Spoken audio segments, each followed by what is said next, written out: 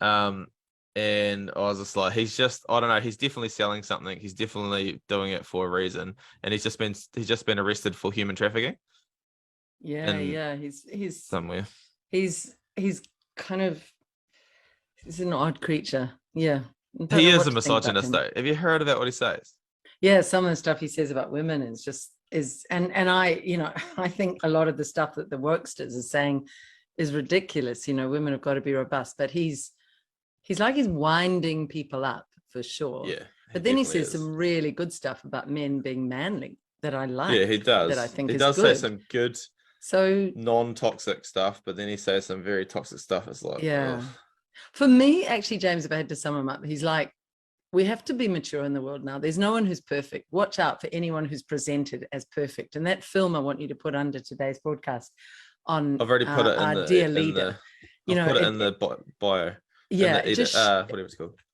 It just shows how rubbish it is to build someone up, like all the stuff around, Christchurch, and this woman we have was built up as this saintly person. I mean, give me a break. No one is a saint. So he's like that. None of us is a saint. I'd hate to be built up as a saint. Someone said something nice to me the other day, and I said, yeah, my halo's really slipped. I was like, I just think it's so stupid to put anybody. I do not want to be on a pedestal. You do not want to be on a pedestal. It's dangerous stuff. You have to laugh at yourself. That was why I liked Paul Holmes, because he could always laugh at himself and see how ridiculous life is. He did do a real good job. He was on against Piers Morgan. Is that his name? Andrew Tate. He's done some really good stuff. And he did a real good interview with Piers Morgan. And to me, he kind of destroyed Piers Morgan's narrative around COVID, because Piers was trying to come back and say, oh, but we didn't have all the information then. But he's like, well, you would have if the tech companies hadn't have lied to you. They've been taking away one side of a story. And if you take away one side of a story, you're only left, you're not getting a fair perspective of what's actually happening. That's why, to me, being objective, it's being able to see both sides of the story is what we should all be able to do, and then pick the sides we want to, the sides that relate to us, or we believe that, oh, it sounds about right to me, and then the sides that we're like, oh no, it doesn't stick with me. And we're not saying you have to agree with anything we say. You could literally just disagree with everything I say. I don't give a shit. But that's your sort of right to be able to hear both sides of it. But with the news, you're only hearing pretty much one side of the story.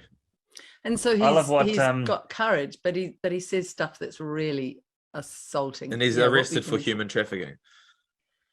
And that could be a setup, it's like Julian Assange, they arrested him they wanted to arrest him for rape, and we'll never know if that was true or not. I mean, let's face it, these governments do beat up charges on people wherever they can, people who speak out. So we've got to question that as well.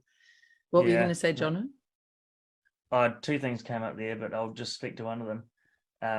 The second one was around charges and being arrested for things that the charges sound 10 times more dramatic than what actually happened. But anyway, I'll speak to what I was going to say then about, what was it about? Andrew Tate taking on Piers Morgan, or the media, or speaking out, or being kind of like a fallen hero. He's kind of heroic in some things, and then he's super fallen in other areas. And that's but are they doing that on purpose? We've all got feet of clay. Feet of clay means you're human. No one is perfect.